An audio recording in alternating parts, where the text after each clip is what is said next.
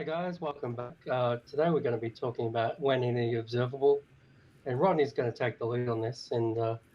But to summarize, when any observable allows you to observe when an observable changes, and automatically unsubscribe from the old one and subscribe to the new value that's come along. So that way you can always have the latest subscription. But Rodney's got an example today, and he's going to take us through it. All right, let's imagine for a moment that you've got a list of view models, item type things that are bound to some list. In Xamarin Forms, it would be a list view or collection view, and you wanted to display the text changed of those event or of those documents um, to the main view model and display them on the screen. So today we're going to kind of walk through what that would look like and show you how that works. So let's go ahead and start off with our document host, which is going to be the actual view model that's going to host all of the sub-view models and do our actual when any observable. So we've got our document host, and we're going to extend from reactive object, which is our base extension point. Oh, I guess we probably need to bring in. Let's just cut it. How about that? Let's just cut that there. And So we're gonna what Rodney's going to do now is just bring in the reactive UI Xamarin Forms package, so we can use it. And he's going to do it with the fancy writer feature where it tells you all the information as you're typing along, which is quite nice. You can even see all the versions came up then, and it was very easy. .7, I 4.8. believe. Is it 4.8? Yeah, 4.8's the latest, but yeah, whatever. Okay, yeah, let's take 4.8 then, and save that over. All right, so now we should have NuGet packages installed. So when we go to extend from reactive object, it'll actually be there. Perfect. All right, so we've got our. Just for those who don't know, because you might be new, reactive object is what we tend to derive all our view models from, and it has a bunch of helpers in there and observables, and allows external objects to do notify property changes too. So cool. Back to you, Rodney. Oh, not a problem, Glenn.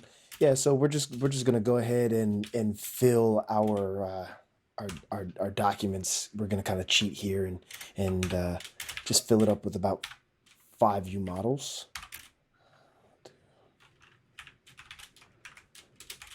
And we'll probably have some concept of like documents, and we'll have to add, that'll be some form of a list, and we'll go ahead and add a new view model. So we'll create that type, which will also extend from reactive object. And then we'll go ahead and add this property, which is going, no, we definitely don't want to do that. We'll go ahead and add this property documents, and we'll make that an observable collection of document view. So that allows us to get the UI notified when value changes in our documents. So that's good. Yeah. All right. So we've now got our host. Our host now has documents added to it. All right. So let's actually flesh out our view model itself, our actual document view model.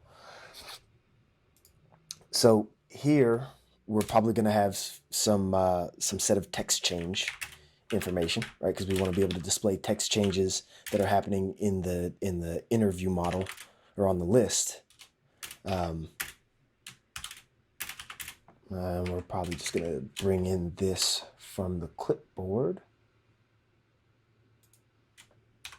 So just some random words or something? Just some random text to get us started. Private var. Yeah. How about that? Yeah. Well, I guess it's going to be an array, yeah. Yeah, it's probably going to be an array of things.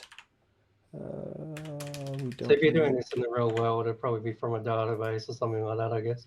Or if you're making a word processor, maybe things the users typed in or something like that.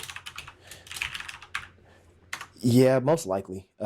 Text change we're going to create as a property called IObservable, and that's going to be of type string because we're just going to notify back those property change or the actual just ticks from the observable, I guess, in this point. So we're kind of Yeah. simulating the text changed event, as it were.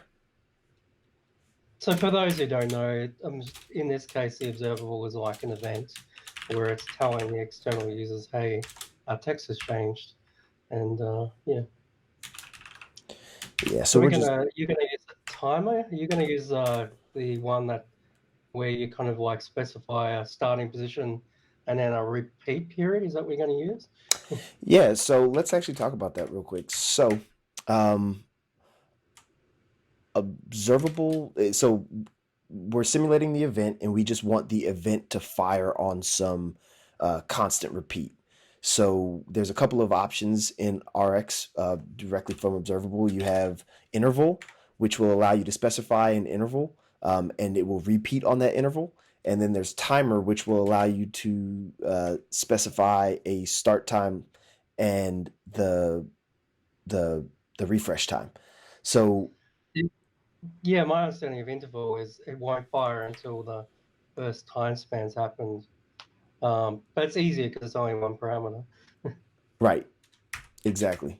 It's easier because it's only one parameter, and there's also a nuance with timer where if you don't select the correct overload, the timer will actually only fire once, Yeah. which was my experience with it the first time I tried it. So we'll go ahead and kick this off every couple of seconds. We'll select out um, text changes. Let's see. And for right now, we'll just send out the 0 on it, and we'll go ahead and call it there. So I'm going to just drop a couple of functions down so we can look at this. Okay. So let's break this up. So far we've got a timer that will trigger straight away and then every 1.5 seconds. Mm-hmm. And then we'll select from there just the first text change.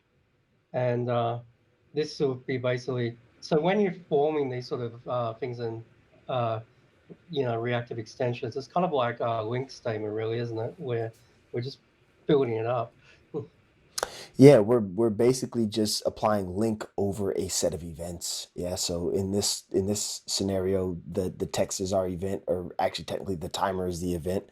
And when the event happens, we're just going to go ahead and select something out. When select is just a transformative method, no different than if you were to use it on IEnumerable. Yeah, cool. Yeah. So we've got our text change wired up, but I mean, we're only going to get the first value in the list. So we probably want to do some stuff around random. So we'll probably want to bring in static random generator. And after we bring in our random generator, we'll just go ahead and say, go ahead and give me random next from the 0 element to the text change dot length. So now we'll go ahead and get a random one from our list, and we'll notify that back out. We're probably also going to want to see the document name somewhere on the screen just so that we know which document we actually have selected. So we'll go ahead and set the document, and we'll set the name to probably like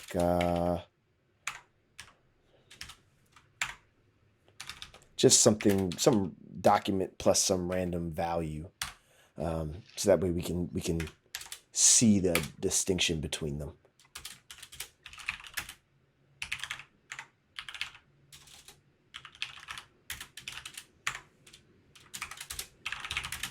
And we'll just make sure that the name returns in the event that we toString on the actual view model itself. We're going to basically get the document words, which I think we're going to create as an observable as property helper. property helper of string. So just for those who don't know what this is, we'll be doing another video about this, but this allows you to take a observable an event and basically allow it to be a property with the latest value on your view model. Yep. So exactly, we are going to go ahead and take this dot WhenAnyObservable, and we're going to look at. Oh, we don't have a selected document yet, do we? So I guess we need to select a document because we would have to select a document from the list. Selected document. All right, so we'll go ahead. Text changed. So we'll go ahead and create that here in a second. But we're going to want to property this out anyway.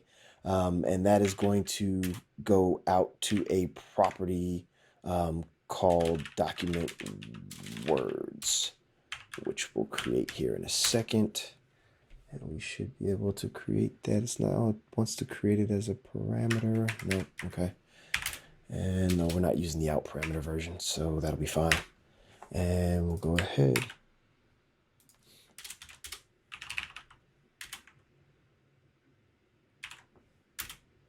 Public. So to break that up, the property is creating our observable as property helper. And then the WhenAnyObservable is basically getting the whatever selected documents text change observable is, just to give you a breakup. There we go. So we're going to create our document view model now. And we'll go ahead and use underscore. And this is how I notify property changes done in reactive UI.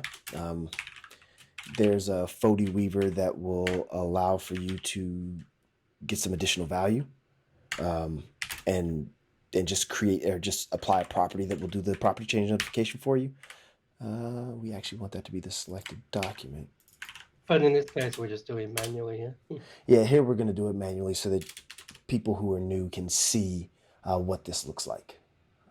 Yeah.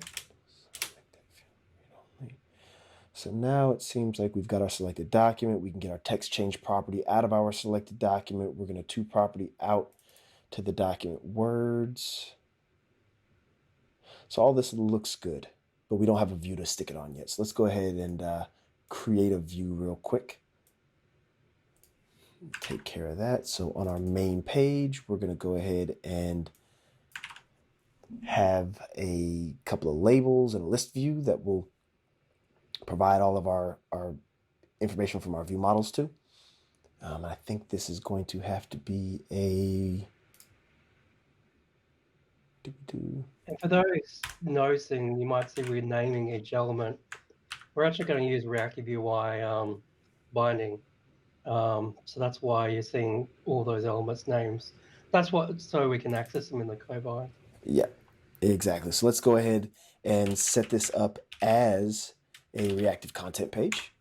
And this is going to be of type document host because that's going to be what's going to host our actual set of information from the view model. We'll have to change this to use that. And we'll go ahead. And then this will be the document host.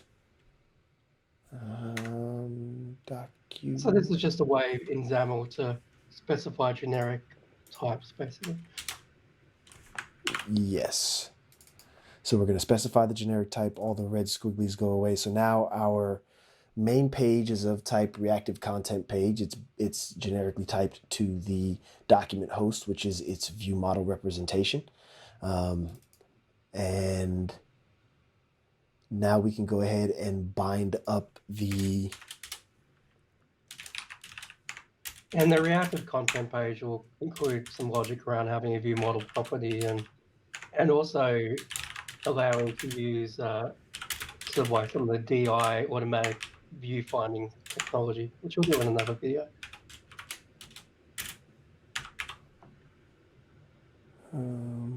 That's going to be the current document name.text. And then we'll do this one-way bind.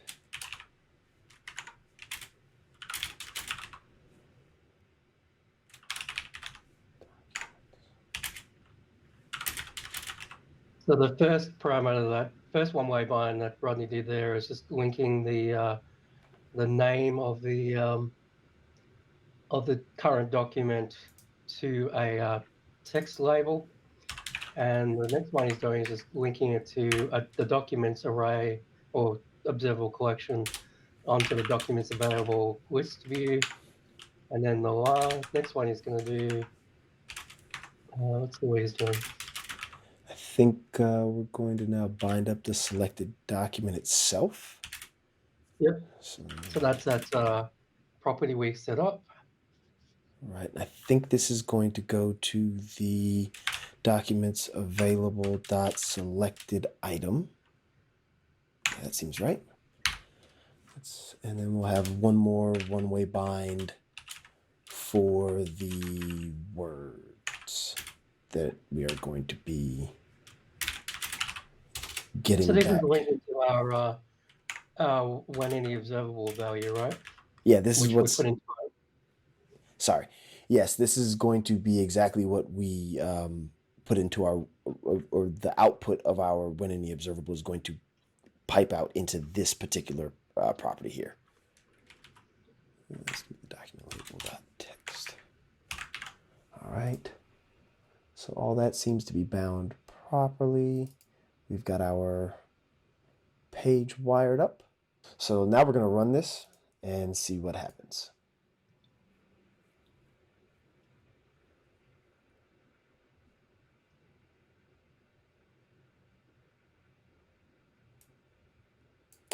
So now you can see we've got our list of 5 documents. I'm going to go ahead and click on a document.